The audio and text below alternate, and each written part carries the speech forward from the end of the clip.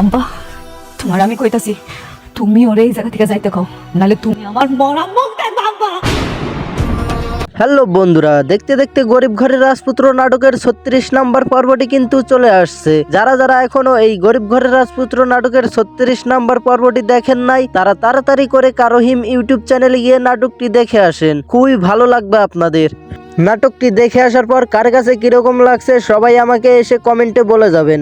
Guys, এখন আপনাদের মনে প্রশ্ন জাগতে পারে যে এই গরিব ঘরের রাজপুত্র নাটকের 36 নম্বর পর্বটি তো দেখলাম, কিন্তু এই গরিব ঘরের রাজপুত্র নাটকের 37 নম্বর পর্বটি কবে দেখতে পারবো?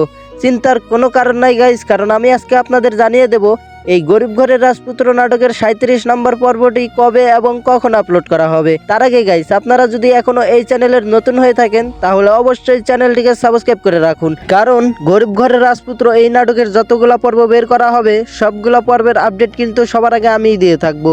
তাই গাইস, চ্যানেলটাকে আপনারা সবাই সাবস্ক্রাইব করে রাখুন। গাইস, এখন কথা হচ্ছে যে গরিব ঘরের রাজপুত্র নাটকের 37 নম্বর পর্বটি কবে আসবে। গাইস, এই 37 নম্বর পর্বটি আসবে হলো সোমবার ঠিক দুপুর 12টার সময়।